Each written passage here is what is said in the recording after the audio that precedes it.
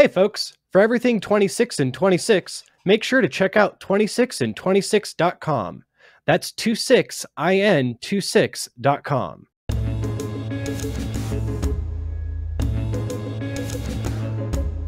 Conceived in quarantine and born into a world we never would have imagined. A podcast featuring two friends, outrageous facts, and a countdown clock that always wins. This is 26 and 26, the A to Z of everything. Nathaniel! Brandon! How are you doing, man? I'm doing wonderful. How are you doing? I'm doing good. I'm coming off of the last episode. I got some surprising feedback on that. It was all mostly positive, very few negatives. So I'm feeling pretty good about what we got going on. I think we've got something that we can really build upon, and I am eager to see what happens next. No doubt. So let's make sure to really throw a wrench into the sprockets with this episode and just knock out any momentum that we had going. And hey, I've already had an hour of technical difficulties. We've been trying to record for an hour now. No more wrenches, no more sprockets. Let's just jump right into what is your highlight of the week. The highlight for me has got to be the feedback we got. I mean, without question, definitely got some good stuff. People were saying our chemistry was strong, which was, I thought, quite a nice compliment. But negatively, I think universally the people absolutely hated your backdrop. I mean, it's a thing. I like it. What I say they need to go fuck off. I mean, it's a computer behind me. So you could, at least you did something. My lazy ass is just exposing you to UV rays. I was going to say, I've got a nice glare behind your head. So why are people giving you hard? I like it. Well, you keep it. I think we got a plan for your glare. So maybe I'm going to have to bring something with my backdrop. Okay. All right, good. Maybe. What's your highlight? My highlight is what I'm drinking. It is a fantastic Arizona Wilderness Wood Note Cellar beer called Lush. Check this out. I specifically held off in telling you until we started. It is a farmhouse ale with Cabernet Sauvignon juice, aged on spent apricots and blackberries, and matured in French oak casks for 16 months. Wow. I'm just going to sit in my hipster glory over here and drink my beverage. I heard they whisper Henry David Thoreau into each bottle before they fill it. Every single bottle. It's wonderful. To the point that if anybody's actually watching this, I'm wearing my Arizona Wilderness shirt. And I'm wearing my Arizona Wilderness hat. I'm a little bit of a branding fiend. So anybody who wants to get their marketing shill, you got your guy right there. Exactly. Hit us up at 26. We're going to have to marketing at 26and26.com. All right. Well, before we get into it, I kind of have to throw a disclaimer on this episode. I know I haven't shared any of this with you yet, but I'm just going to drop it on you. Okay. First of all, I don't think a lot of what I learned about camping is factual or in any way accurate.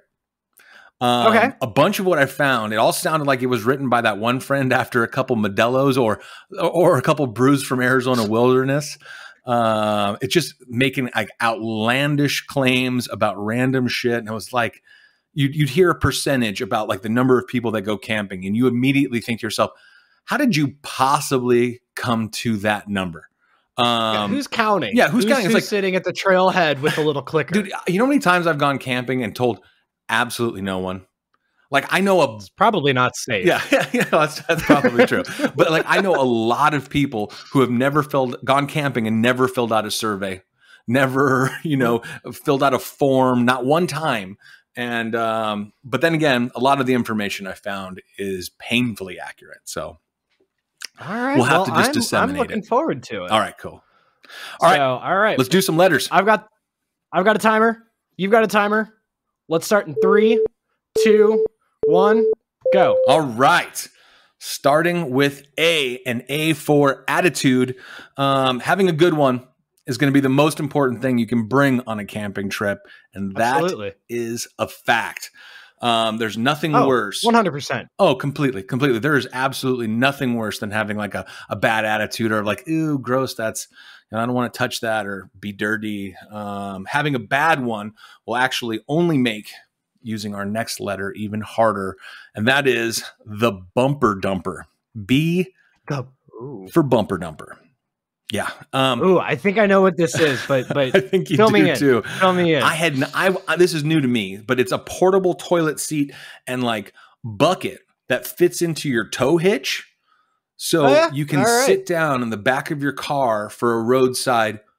Well, let's just call it for a roadside. If nature calls and you need to take care of business, you're going to have the bumper dumper. But that means you're next to your car, and at that point, you're not really camping. If you're out in the back country, there's not trailer hitches growing out of oak trees. Well, that's the thing is that there's a whole bunch of varying degrees of camping. There's, you park, you camp next to your truck, and then there's, hiking in and doing all that. So the bumper dumper is going to be more for your camp next to your truck type of setup.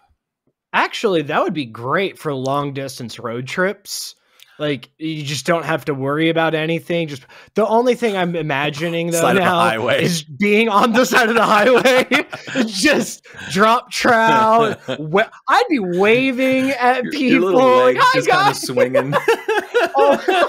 Yay! A lifted truck, so you have to like scramble up to it. And you really got to trust who's ever behind the wheel. That's for sure. Oh God, for sure. Ooh, can you put a seatbelt on it and then like let's not encourage that behavior. No, definitely not. And according to this next letter, the biggest consumers of the bumper dumper are C for Caucasians. In the United States, why do you gotta poop? Yeah, in the United States, the majority of campers are Caucasian males with an average age of 35, which to me sounds about white.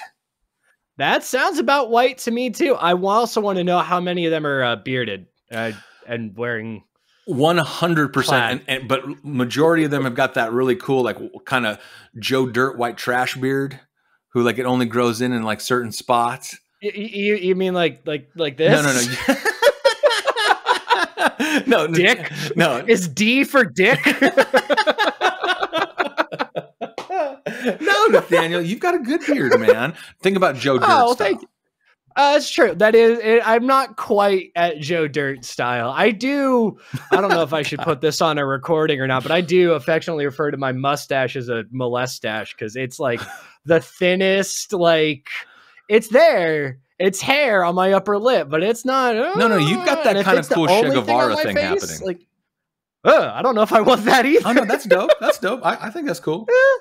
I mean, they didn't put his mug on a million shirts for nothing. Oh, I don't think everybody really knows why he's on those shirts, but this isn't that podcast. Yeah, fair enough. All right. Since I just killed the mood, I'm going to further do it with D for death.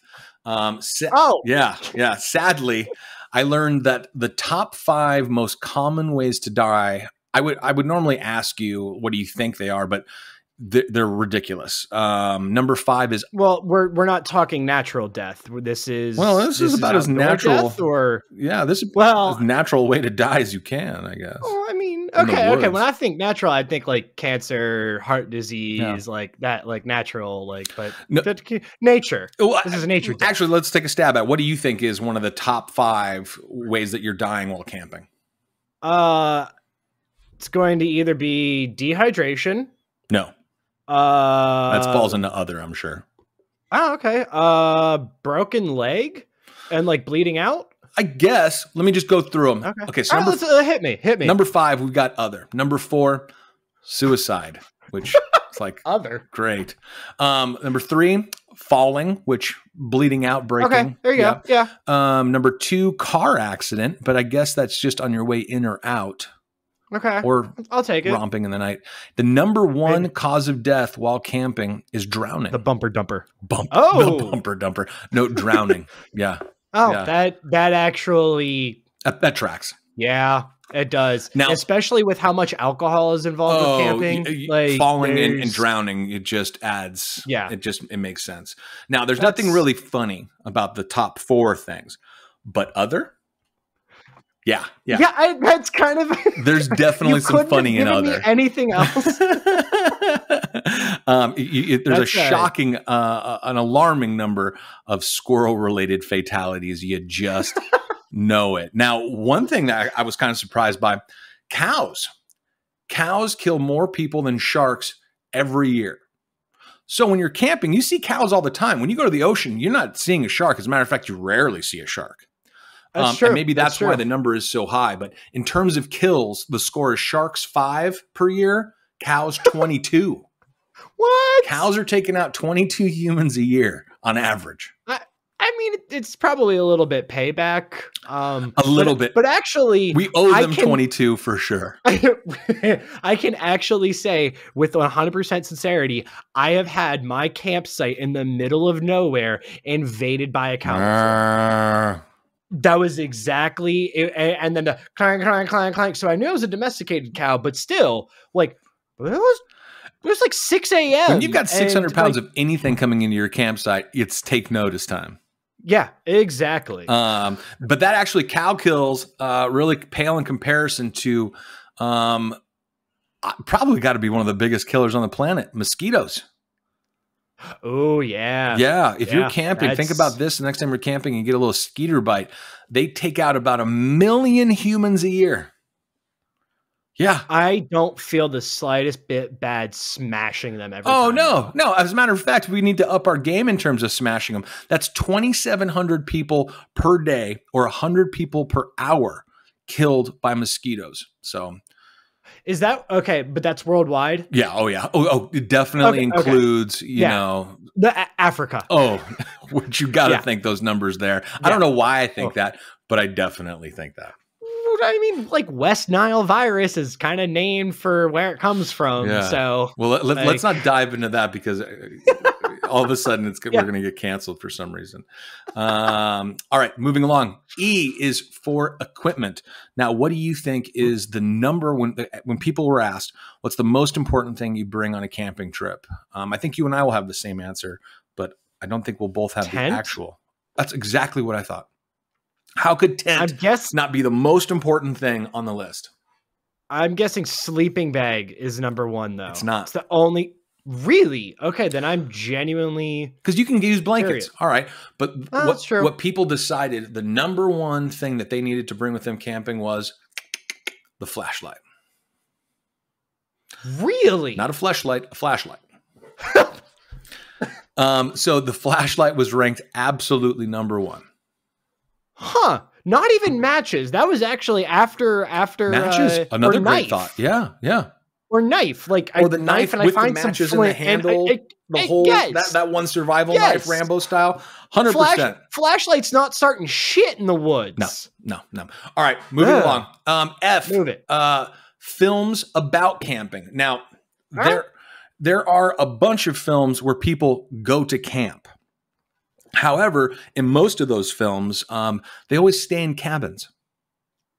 Yeah. Meatballs, all the camping films that I can think of. They go to camp, but then they stay in a cabin. So I've removed those, and I've narrowed the list to 5 tent-based camping films. And it also just so happens to be movies that I've also seen. So number 1, Heavyweights, starring Ben Stiller. Have you seen this? No, I haven't. That man should be brought up at The Hague for hate crimes for what he said during, as a fat person myself, it is the most triggering movie I have ever watched. Like, you sit there with your friends and you're all, this is funny and it's by no means awkward. But it's horrible what he says about that. I mean, it like strikes me deep every time it's on, but it is a good movie. It's enjoyable. You'll definitely get some good laughs out of it, but they're definitely at the expense of fat people. It's amazing that film's like, even, you know, they put warnings before Bugs Bunny now. Heavyweights should have like a 2-hour meeting with like an actual counselor. It's like, listen, you're going to need to talk to somebody afterwards. I need to send this movie to therapy. Yeah. Another movie that really triggered me and messed with my head was Blair Witch Project. And that's straight up in a tent like the entire time. It's like the most tent-based film. And my understanding is that it's real. Spoiler alert, it's true. No, that movie messed with me. That was the first time I watched it. I was in my 20s and I had to turn the lights on in the house. Like it was one of those ones. It definitely got me. I got no problem saying that. Have you seen the movie Moonrise Kingdom? No, I haven't. But you also know that my movie catalog is not the greatest. Moonrise Kingdom, done by director, writer Wes Anderson. Amazing camping film. Feel good. Like it's a story of a couple kids and like almost like their love story. Awesome. I know for time we got to move along, but yeah, bring it. Okay, so number 4. I mean, you can keep rambling as much as you want. I'll go 2 for 2. I don't care. Well, maybe I should because I'm not sure how great my last letters are. It's so difficult for X, Y, and Z. No, but for that's cheating. Yeah, number 4, Stand By Me. Probably in my mind one of the best movies ever made, let alone it is definitely a true camping film because they out there enjoying it. A heavier movie is with Reese Witherspoon called Wild. Now this is an amazing story about camping. This is a gal who just goes off on the Pacific Trail from, cuts through Arizona, cuts through the entire coast. But she's like, I just need to refine myself. Anyway, if you want to see a movie about camping and really getting into it, not just sitting next to your car using the bumper dumper, check out Wild with Reese Witherspoon. All right. Or without her spoon, whichever. Yeah, whichever way you want to go. Now, if going hardcore like Reese and just hiking the trail along the Pacific isn't your style, we got to go G for glamping. Yeah. All right. Now, this is the most expensive camping spot in the United States. It's called the Claycote Wilderness Resort on Vancouver Island, Canada. It is the most expensive spot in the world to go camping. A single night costs $3,900. What? For one night, $3,900, and no one's staying there a night. You're not going to be in a tent. Oh, you're going to be in a tent, but I don't know if you can even call it a tent. It is. Well, there you go. Well, I mean, it's a structure that has got cloth on the outside, but you've got like, luxurious animal pelts and like, really gorgeous linens. I mean, I know as a guy, I'm supposed to be like, no. Real men don't glamp, blah, blah, blah. Screw that. I'm in 100%. 360 degrees of the most like picture perfect mountain-esque setting you've ever seen in your life. I mean, it is just for the views alone. I would say every penny of that is worth it. Not to mention, in addition to the amazing views and the amazing accommodations that if you get a chance, check out Claycote, Clayquot Wilderness Resort. Okay. In addition to the views and your setup, you've got first-class culinary, chefs cooking for you outdoors. They have a little kitchen setup that is just incredible. You've got a spa available to you. You've got helicopters, basically all the essentials you need for a real camping trip. Okay. Oh, dude, that place. Wait, did you just say helicopters? Helicopters. Like as an option, you're like, hey, we're camping right now. We're doing s'mores. And then what do you want to do later this afternoon? Helicopter excursion? Obviously. As one does every time you go camping. It's just that classic American moment. You know what you're not going to find at that resort? The bumper dumper. How great would it be? You show up, you just set up your bumper dumper, and they're just like, sir, we actually have facilities for you. No, I'm fine. I have this. He's all, this is going to be awkward. Although, when you're paying that kind of money, if I want to use the damn bumper dumper, I'm going there. Yeah, I paid my money. I'll do what I want. All right, H, and that is for hatchets. Now, one thing that was interesting about hatchets is that, okay, they were invented, scientists say, 44 to 49,000 years ago, I learned. And when a prehistoric Australian chipped off a piece of his or her stone axe while honing its edge. Now, the flake of basalt rock fell to the ground, and the idea was born to have a hatchet. Now, what I find interesting is how the fuck they came to that conclusion of what he or she did 49,000 years ago. If it interests you, you can read all about it in the Washington Post. They've got all the details. And as a matter of fact, they break it down pretty good. I saw the headline. I was like, how do they know that though? How do they know? How could they possibly know? They're like, so they were honing the edge of their axe. They created the hatchet. Last thing I'll share on hatchets is, if you go around the world, you find like the remnants and like the artifacts of all these different hatchets. Okay. Well, the one thing that is for sure is Australia had them for about 10,000 years before anybody else. You see them popping up in China. They've found them everywhere else. Definitely an Australian tool. Regardless of how it happened, it definitely came from Australia. That's pretty much what the Washington Post is telling us. So yeah, pretty cool. Pretty cool. And the WAPO wouldn't lie to us. So why would they? Why would they? I for insect repellent. Now, there's always a call to be organic and to be have like natural things that help us along in life. And caffeine is a natural pesticide. I didn't know that. You can find caffeine in tea leaves, a lot of berries, kola nuts, and of course, coffee beans. So if you've got a lot of coffee, one thing that you can do that works as a natural pesticide is sprinkle like a trail of coffee around your tent, around an area where you're going to be congregating a lot, and that'll actually stop a lot of the bugs and ants that are crawling on the ground. They'll eat that, and what happens is it's like it affects their central nervous system. So it affects my central nervous system. It paralyzes ants and it'll actually kill them. But for us, it just acts like a stimulant. But if an ant bites into it, they are attracted to it and then it kills them. So there's that. Sprinkle it around your tent for a little natural line of defense. It can be used grounds? I would assume so, but I imagine they'd be less effective. I'm not wasting my coffee grounds on the ground. Maybe it's a good idea to bring a thing of Folgers with you for that instead of your fancy stuff. There you go. Pretty cheap.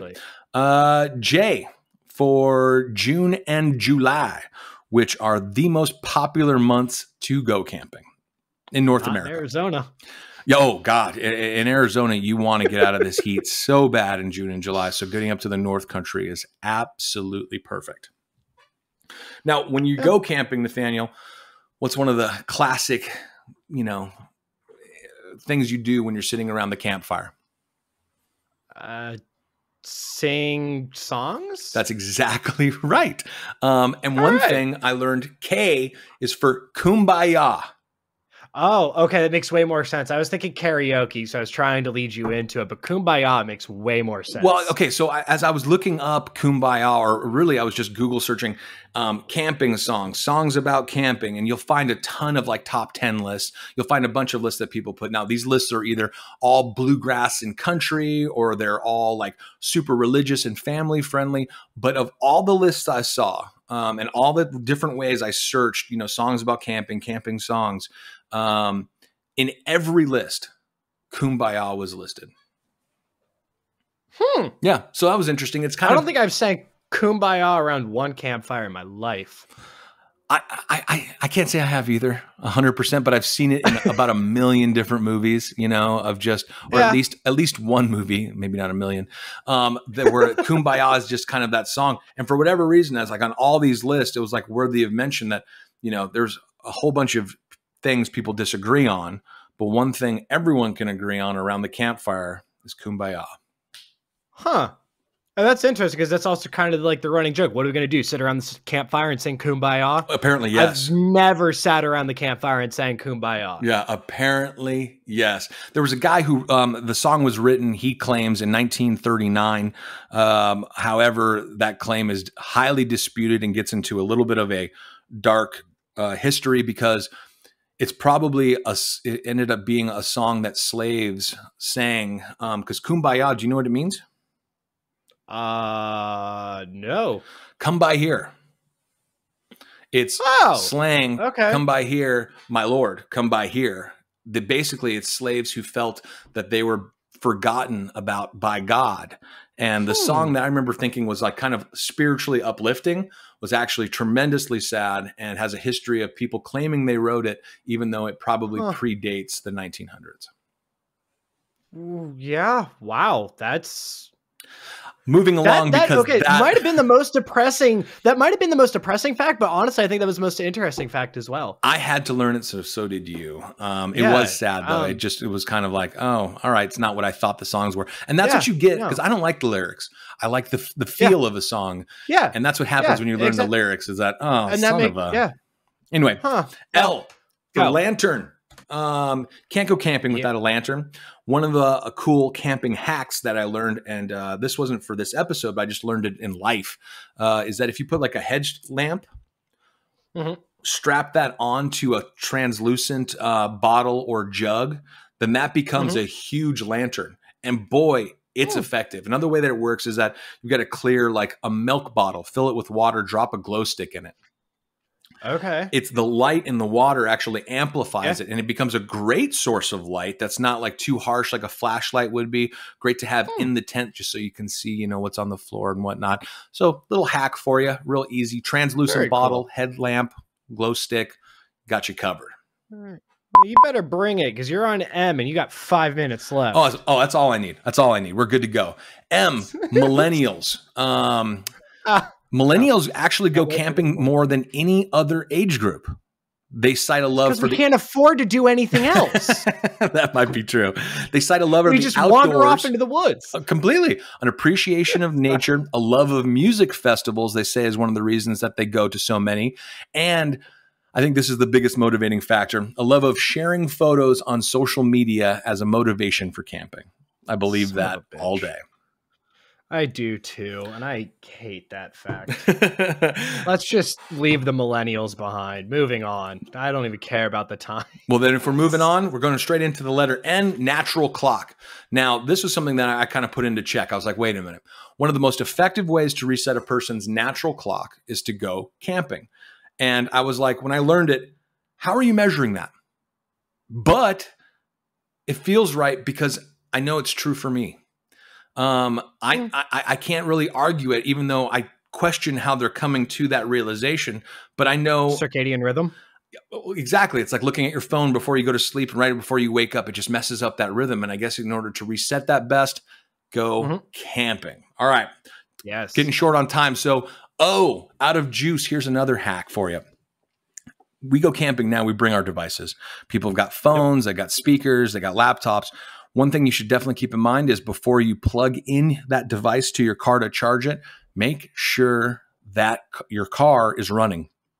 I guess it's one of the biggest requests that AAA gets for service is that their battery died in the middle of the woods somewhere and they had to hike out to go make a phone call because they didn't realize their car needed to be running. Otherwise, a phone can actually, if your battery's already low, completely kill your battery. So make sure your car is running if you're charging those devices. Okay, looking about 3 minutes left. We've got to get moving. P for personal kegs. That's right. Two products you can get and fill with the amazing beer from Arizona Wilderness is the Man Can or the Trail Keg. Both come in a half and full gallon sizes. They're basically the same thing, vacuum insulated mini kegs, except the Man Can be worn like a water pack, which is wild. I mean, it's a little tiny keg just right there on your back. They're awesome. Man Can and Trail Keg. It's pretty ridiculous. But when you think about it, it saves a lot of ice that you're going to need. Not ridiculous at all. That is a gift from God. It's pretty dope. It's pretty dope. And you save a lot of space when you consider the amount of ice that you're not having to pack. Okay, 2 minutes. Urgency. Let's get going. Q. I didn't finish last time, Nathaniel. I want to finish this time. Q. Giggity. Quicksand. As a kid, I assumed quicksand was going to be a way bigger issue than it actually was. Everybody did. Quicksand doesn't kill anybody. It just doesn't. It only in TV and movies. Not even one? If it has happened, we don't know that it has. You got to think somebody died of shock. Like under quicksand. It just doesn't go very deep. They're saying that if it does kill you, and this is a little dark, I was going to not share it, but we've crossed that line. Your feet get trapped in it, okay? And then the tide will come in and then you drowned. Oh. Yeah. So, which is why it's number 1 on the list. Exactly. R for recreational camping. In North America, individuals camped in the wilderness for recreation from the 1870s, traveling on foot, horseback, and canoe, but there was no organized camping. There was a bunch of organizations, the Adirondack Club, the Appalachian Mountain Club, the Sierra Club, have all catered to campers for a long time, starting in like 1892. However, the organization of campers on a large scale did not develop until after World War II, when an increase in leisure time and the advent of the RV caused a tremendous growth in the activity. All right, we're going to keep going because I'm seeing the clock is ticking down. S, Go. S'mores. Where do you think the very first s'more recipe came from? I'll tell you where it came from. In 1927, it was first featured in the Girl Scouts manual. Wait, it was in a manual? The Girl Scouts manual. Now, I got to get to T because this is where I got last time. T. That's true. Temperature. According to jellystone.com, campjellystone.com, if you want to know the temperature during the spring and summer months, you can calculate it by listening to a chirping cricket. They tell you to simply count the number of chirps you hear in 14 seconds and then add 40 to that number to determine the temperature in degrees Fahrenheit. I loved that one. That can come in handy. Fascinating. Time. How did I not get... I got one letter further than we did last time. Yeah, no, you did. I mean, I let you get through T. Tell you what, I'm curious. What did you have for you? I let you slide on T last time. I'm going to let you slide on you this time just because... All right, it's a question then. Something interesting? Okay. Who do you think is the largest users of tents in the world? The largest users of tents in the world. And it's like within the realm of camping? Yeah. I don't know.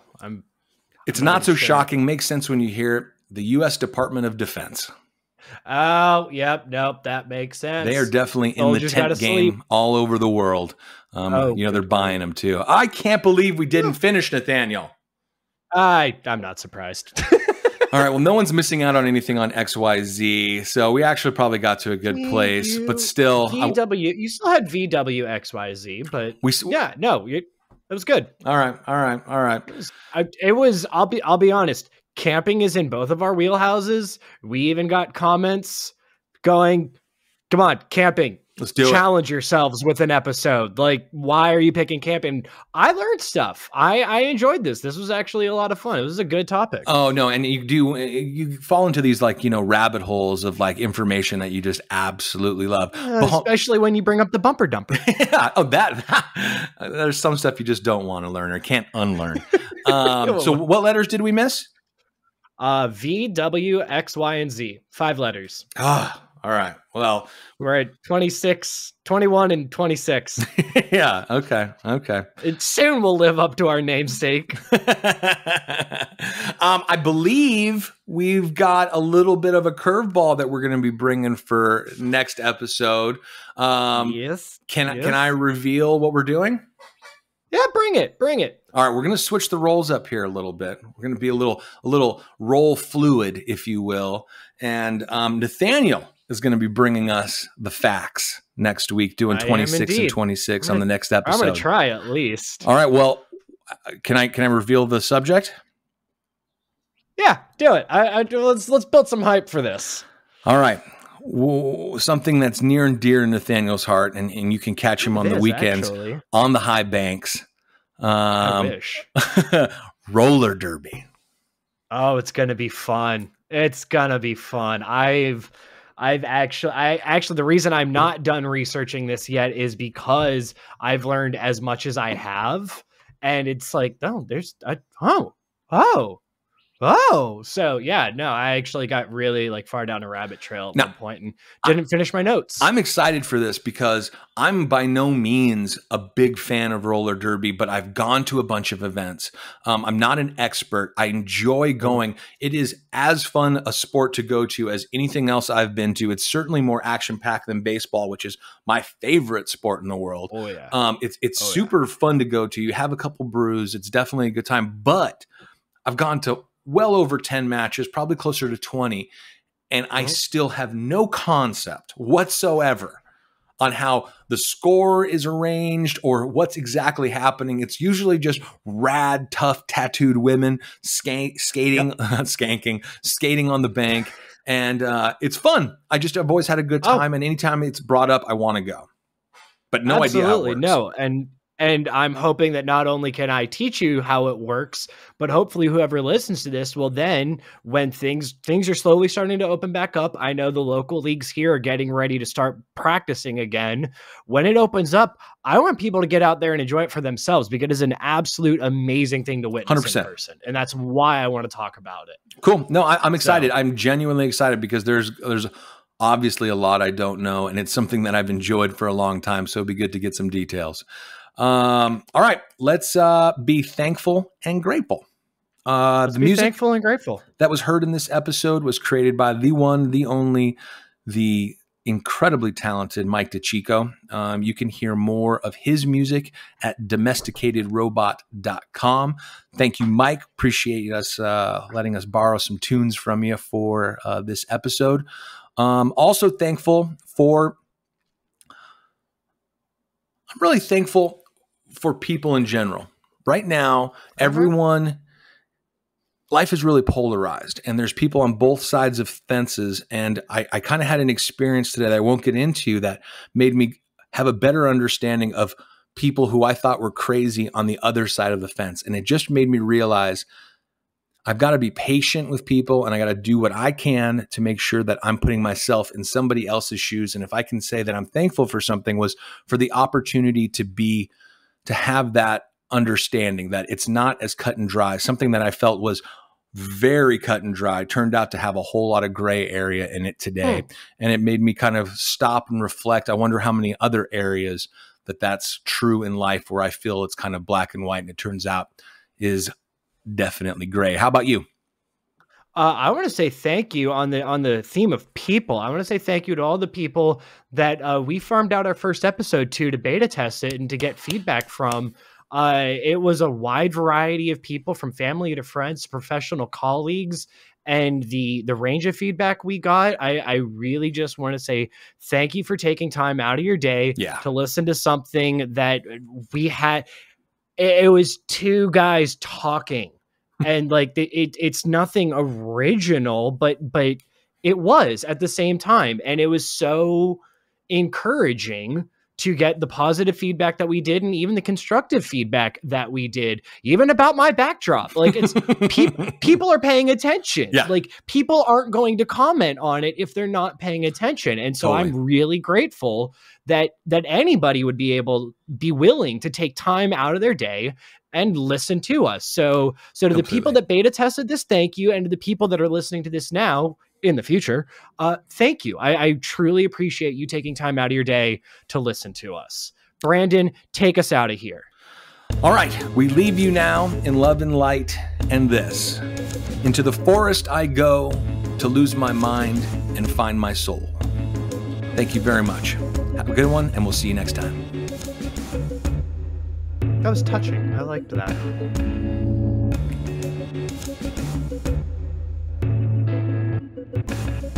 All right, Nathaniel, in under 26 seconds and in alphabetical order, tell us how they can find us. Go!